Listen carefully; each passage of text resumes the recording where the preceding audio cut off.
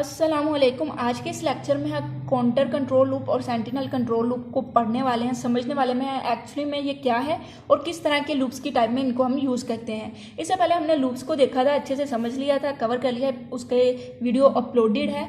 आज की वीडियो में हम काउंटर कंट्रोल लूप्स को देखेंगे। लूप्स क्या होते हैं, इसके बार बार एक स्टेटमेंट को एग्जीक्यूट करने के लिए हम लूप का इस्तेमाल करते हैं। फिलहाल हमने यही देखा है, हमने कोई लूप नहीं देखा, वाइल क्या है, डू वाइल क्या है, सिर्फ यही समझा कि लूप क्या है। अब काउंटर कंट्रोल लूप क्या है, हमने देखा था कि अगर हम लूप में एक ही स्टेटमेंट को बार बार एग्जीक्यूट करते हैं, ठीक है, लूप में, अब हमें पता है पहले से कि हमने इस स्टेटमेंट को 10 मरतबा शो करवाना है, 10 मरतबा एग्जीक्यूट करना है। हमें पता है कि हमने स्टेटमेंट को 20 मरतबा एग्जीक्यूट करना है। तो इस तरह के लूप को हम क्या बोलेंगे, काउंटर कंट्रोल लूप, जिसमें हमें पहले से ही पता है। और सेंटिनल कंट्रोल लूप क्या है, जिसमें हमें नहीं पता कि कितनी मरतबा लूप चलेगा। ये किस पे डिपेंड करता है, जो यूजर वैल्यू एंटर करता है उस पर डिपेंड करता है। इसको हम सेंटिनल कंट्रोल लूप कहते हैं।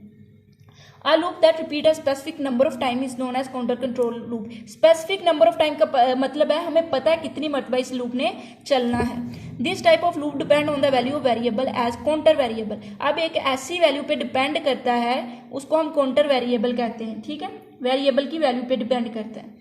The value of counter variable is increment और decrement each time the body of loop execute. जितनी मरतबा बॉडी ऑफ लूप एग्जीक्यूट होगी, या तो इंक्रीमेंट होगा वैल्यू में या डिक्रीमेंट। इंक्रीमेंट का मतलब वो इंक्रीज होती जाएगी, डिक्रीमेंट का मतलब है वो कम होती जाएगी।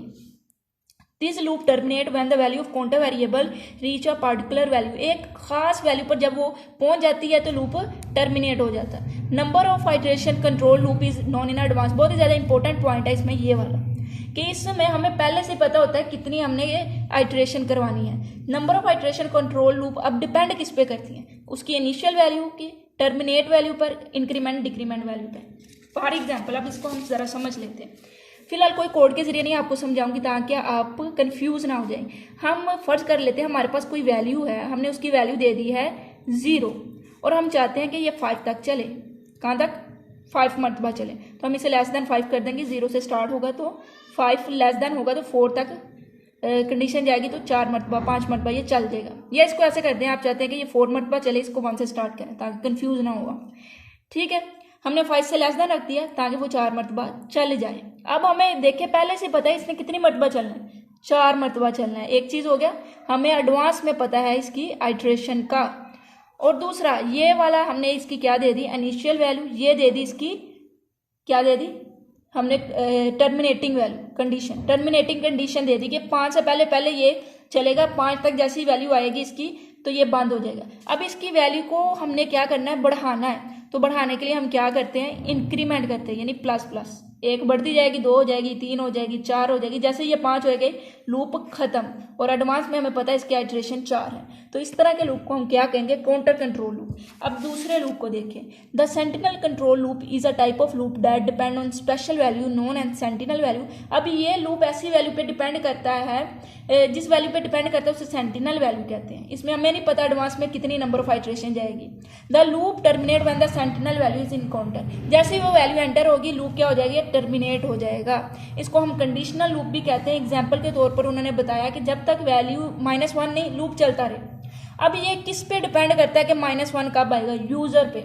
यूजर अगर पहली मरतबा ही -1 एंटर करता है तो लूप खत्म। अगर वो 3-4 वैल्यू के बाद -1 एंटर करता है तो तब लूप खत्म। इसका मतलब हमें नहीं पता कि नंबर ऑफ आइटरेशन कितनी है, ये यूजर पे डिपेंड करता है।